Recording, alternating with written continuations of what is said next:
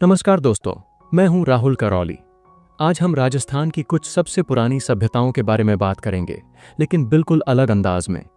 हम इन्हें रटेंगे नहीं, बल्कि एक कहानी की तरह आसान भाषा में समझेंगे, जिससे ये आपको आसानी से याद हो जाएंगी। अगर ये कोशिश आपको अच्छी लगे तो वीडियो को लाइक और शेयर जरूर करना और चैनल को सब्सक्राइब करके घंटी दबाना मत भूलना। चलिए शुरू करते हैं। हमारी कहानी शुरू होती है हनुमानगढ़ जिले में, सरस्वती और दृषद्वती, वर्तमान में घग्गर, नदियों के संगम पर, जहां एक सभ्यता के खंडहर आज भी अपनी कहानी सुनाते हैं। इसका नाम है कालीबंगा सभ्यता। कालीबंगा का शाब्दिक अर्थ है काले रंग की चूड़ियां, और इस नाम का जन्म यहां से प्राप्त हजारों साल पुरानी मिट्टी और पत्थरों की काले रंग की चूड़ियों से हुआ। समय काल 2400 ईसा पूर्व से 2250 ईसा पूर्व। खोज 1952 में पुरातत्ववेत्ता अमलानंद घोष द्वारा। उत्खनन 1961 से 1969 के दौरान बी लाल और के थापर के नेतृत्व में। कालीबंगा हड़प्पा सभ्यता का एक महत्वपूर्ण केंद्र थी। यहाँ के लोग उच्च कोटि के नगर नियोजक थे। उन्होंने अपने शहर को एक सुनियोजित ढंग से बसाया था, जिसमें सड़कें एक दूसरे को समकोण पर काटती थीं। पूरा शहर दो भागों में विभाजित था, एक ऊंचा टीला जिसे दुर्ग कहा जाता था और दूसरा निचला नगर। दोनों ही हिस्से परकोटे से घिरे हुए थे। यहाँ के घर कच्ची ईंटों से बने थे, लेकिन जल निकासी की व्यवस्था बहुत ही उन्नत थी। घरों से निकलने वाली नालियां गलियों की नालियों से जुड़ी थीं, और वे नालियां लकड़ी से ढकी हुई थीं। यहाँ के लोग धार्मिक भी थे। हमें यहाँ से 7 अग्निवेदिकाएं मिली हैं, जो यह दर्शाती हैं कि यहाँ यज्ञ और अनुष्ठान होते थे। लेकिन सबसे महत्वपूर्ण और अविस्मरणीय खोज है यहां से प्राप्त हल से जुते हुए खेत का साक्ष्य। यह विश्व का एकमात्र ऐसा साक्ष्य है जो हमें यह बताता है कि आज से 4500 साल पहले भी हमारे पूर्वज कृषि में कितने निपुण थे। यहां पर सरसों और चने जैसी फसलें एक साथ उगाने के प्रमाण भी मिले हैं। कालीबंगा के बाद हमारी यात्रा हमें उदयपुर जिले की ओर ले जाती है, जहां बनास नदी के किनारे एक और महत्वपूर्ण सभ्यता ने जन्म लिया, आहड़ सभ्यता। इसे ताम्रवती नगरी और धूलकोट के नाम से भी जाना जाता है। यह सभ्यता आज से लगभग 4000 साल पुरानी है, जिसका समयकाल 2000 ईसा पूर्व से 1000 ईसा पूर्व तक था। यहाँ के लोग तांबे के काम में इतने कुशल थे कि इस सभ्यता को ताम्रयुगीन सभ्यता का केंद्र माना जाता है।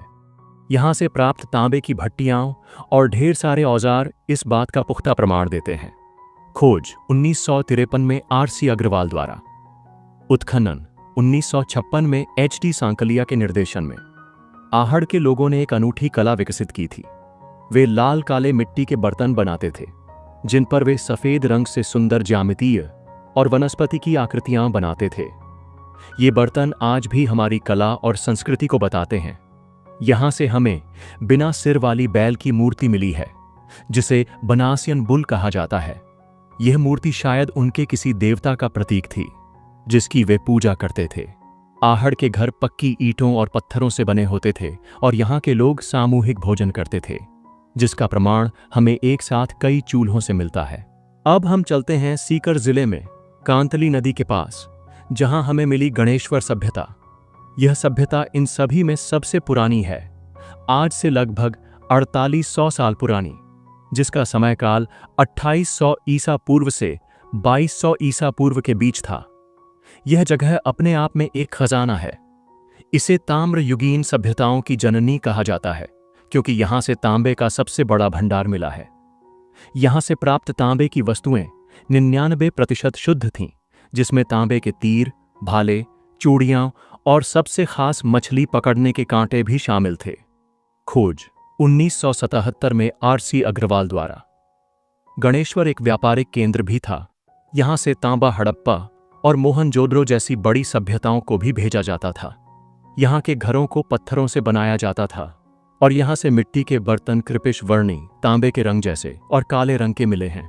इन 3 प्रमुख सभ्यताओं के अलावा राजस्थान की धरती पर और भी कई अनमोल सभ्यताएं छिपी हैं, जिन्होंने हमारे इतिहास को समृद्ध किया है। बालाथल, उदयपुर। यह 3000 साल पुरानी सभ्यता है, जहां 4000 ईसा पूर्व से लेकर 400 ईस्वी तक के अवशेष मिले हैं। यहां कृषि, पशुपालन और शिकार के प्रमाण मिले हैं। गिलुंड, राजसमंद।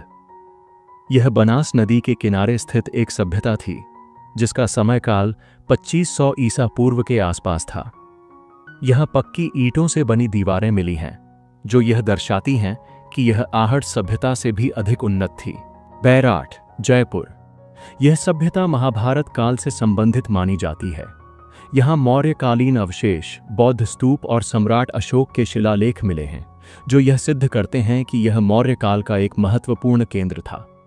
तो देखा आपने, ये सभ्यताएं सिर्फ मिट्टी के ढेर नहीं बल्कि हमारे गौरवशाली अतीत के वो जीवंत प्रमाण हैं जो हमें बताते हैं कि हमारे पूर्वज कितने समझदार, कुशल और कलात्मक थे।